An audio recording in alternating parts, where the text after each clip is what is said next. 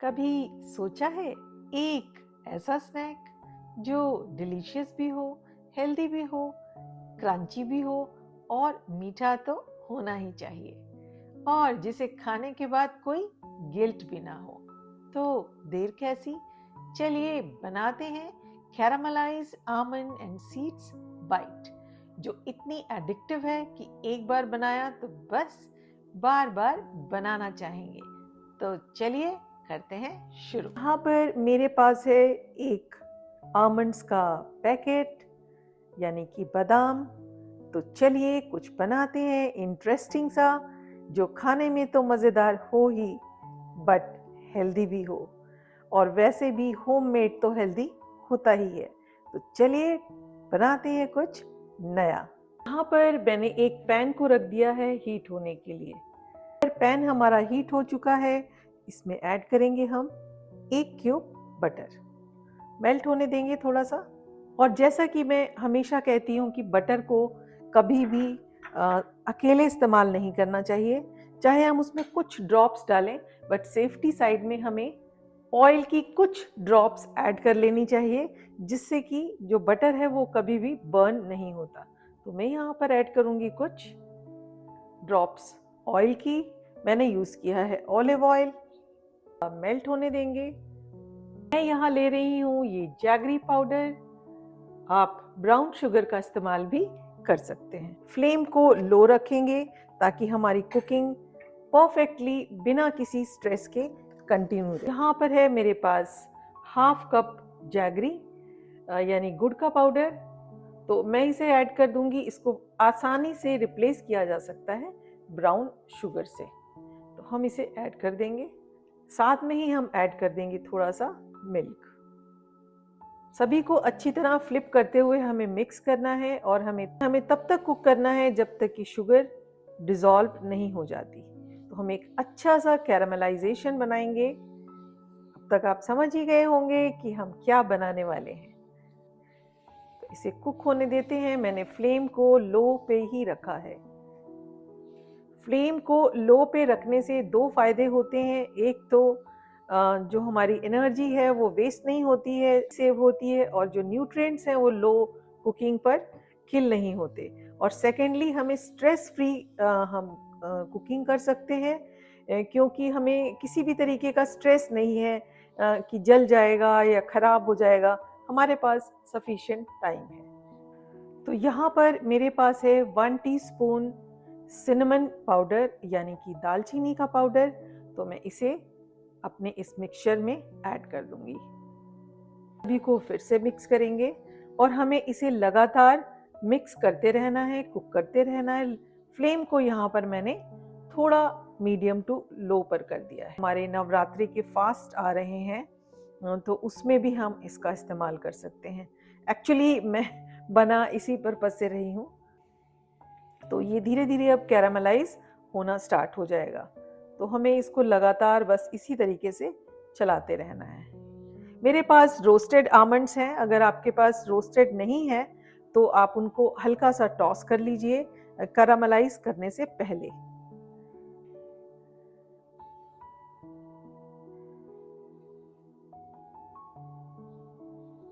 तो हमें इसको लगातार अब कुक करते रहना है। मैंने जो फ्लेम है उसे मीडियम टू लो पे रखा हुआ है, और ये बस हम इसको इस तरीके से मिक्स करते रहेंगे। और ये जब थोड़ा सा थिक होने लगेगा तो फिर हम इसमें बादाम को ऐड कर देंगे। तो हमें कैरामलाइज करना है। एक्चुअली का टेक्सचर है जो वो चेंज होने लग चुका है। तो जैसे जैसे इसमें बॉयल आएगा, अभी आप देख सकते हैं थोड़ा जो सिनेमन है वो थोड़ा पीसेस दिख रहे हैं, लेकिन वो मेल्ट हो जाएगा, उसकी कोई प्रॉब्लम नहीं है। और इसकी जो सिनेमन की जो खुशबू आ रही है इस टाइम, जो एरोमा है, मतलब पर्सनली मुझे बहुत पसंद है। और पूरे घर में इतनी अच्छी सी एक उसकी खुशबू आ रही है, मतलब वो शायद मैं वर्ड्स में बयां नहीं कर सकती। वो तो जब आप बनाएंगे और एक्सपीरियंस करेंगे तो आपको पता चलेगा। तो ये इसी तरीके से ये कैरामलाइजेशन है। इसको किसी भी चीज़ को हम कैरामलाइज कर सकते हैं, जैसे कि कैश्यू को भी हम कर सकते हैं सेम वे में। यहाँ पर ये थिक होना स्टार्ट हो चुका है। तो बस हमें इसे चलाते रहना है और अब आप देखेंगे कि जो हमने पाउडर्ड फॉर्म में सिनेमन डाला था वो भी इसमें अच्छी तरह मिक्स हो गया है। तो लाइफ में भी ऐसे ही होता है, घुलने मिलने में थोड़ा वक्त तो लगता है, थोड़ी जान पहचान तो चाहिए होती है, थोड़ा वक्त तो चाहिए होता है एक दूसरे को जानने के लिए, पहचानने के लिए, उसके साथ घुलने मिलने के लिए।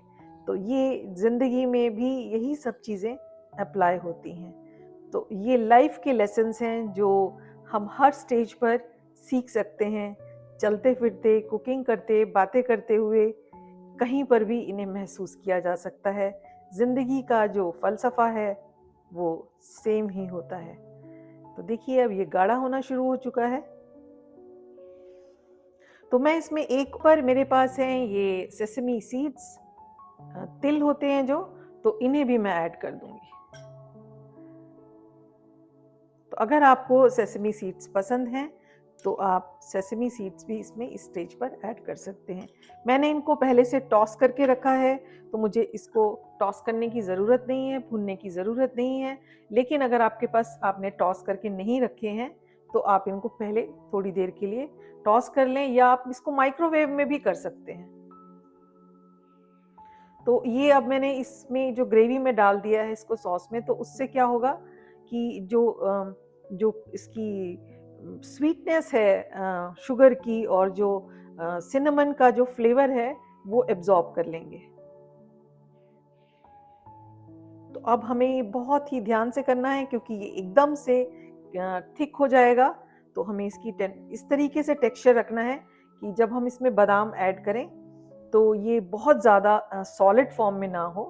तो ये अब काफ़ी हद तक इस टेक्सचर में आ चुका है जहां हमें अब इसमें आमंड्स को ऐड करने की ज़रूरत है। थोड़ी देर इसको और कुक करेंगे। ये कितना आसान है, हम अपने बच्चों के लिए, अपने लिए, टिफ़िन बॉक्स के लिए, ये बहुत ही हेल्दी स्नैक है और इसको हम बहुत ही जल्दी बना सकते हैं। तो मेरे पास ये 1 कप आमंड्स हैं, बादाम हैं। तो इस स्टेज पर मैं इसे ऐड कर दूंगी और फ्लेम को अब थोड़ा सा मीडियम पे मैंने कर दिया है ताकि मैं दोनों को एक साथ टॉस करूं और जो हमारा मिक्सचर है वो बहुत ही अच्छी तरह बादाम पर कोट हो जाए। तो अगर आप चाहें तो इसमें और भी कोई नट अगर आपको चाहिए, जो ड्राई फ्रूट आप पसंद करते हैं, आप उसे भी डाल सकते हैं।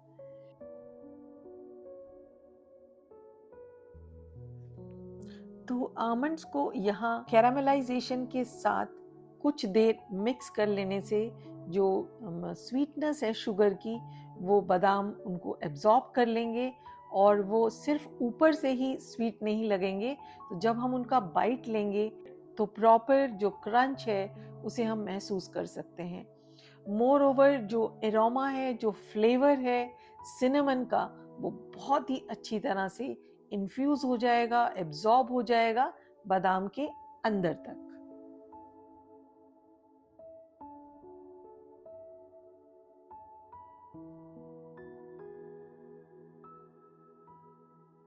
तो यहाँ हमें कंटिन्यूअसली फ्लिप करते रहना है ताकि अच्छी तरह से जो कैरामलाइजेशन है वो कोट हो जाए बादाम के हर पीस पर।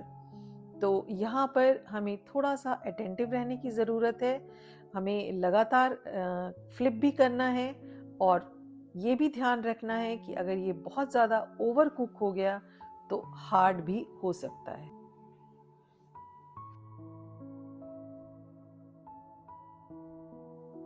अब यहाँ पर हम देख सकते हैं हर फ्लिप के साथ ही मिक्सचर जो है उसकी कंसिस्टेंसी चेंज होती जा रही है और वो बहुत ही अच्छी तरह से बादाम पर कोट हो रहा है।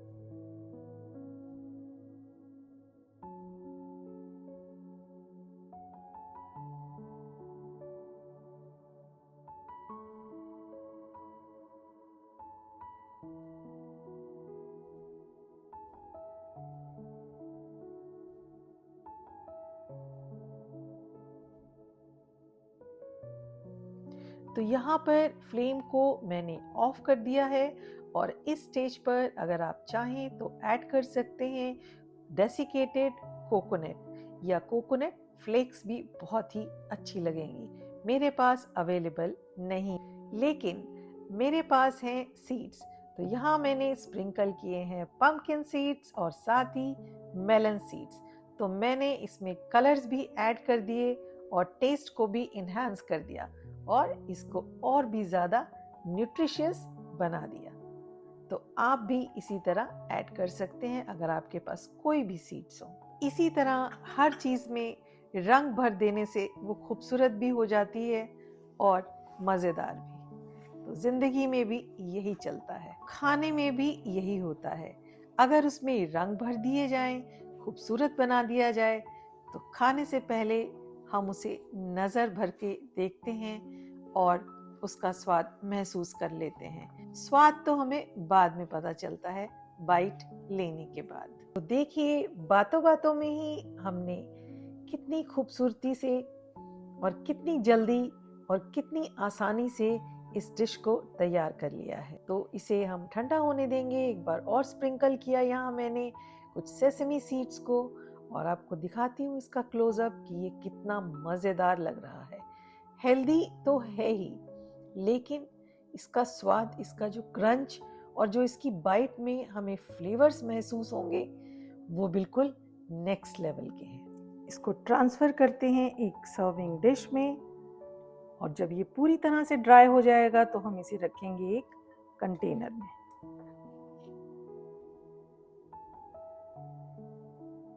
ऐड कर दिए हैं सभी सीड्स। तो देखिए, ये बनकर बिल्कुल तैयार है। थोड़े से ऐड करते हैं मेलन सीड्स को भी। इसमें कलर्स आने तो बहुत ज़रूरी है और इसे हमने बहुत ही जल्दी बना लिया है। हार्डली हमें कोई टाइम लगा और ये इतना हेल्दी और इतना ज़बरदस्त स्नैक हमने तैयार कर लिया। मैंने पहले भी मखाना कैरामलाइज बनाया था अपनी लाइव में, जो आप सबको बहुत पसंद आया। Thank you very much all those जिन्होंने मेरी रेसिपी को लाइव बनाते हुए देखा और इसे पसंद किया। तो एंजॉय करें इस फ्लेवरफुल होममेड हेल्दी स्नैक का। और क्योंकि ये वीडियो आप तक पहुंचेगा, उस दिन होगा पहला Navratri. So I wish you all a very happy and blessed Navratri.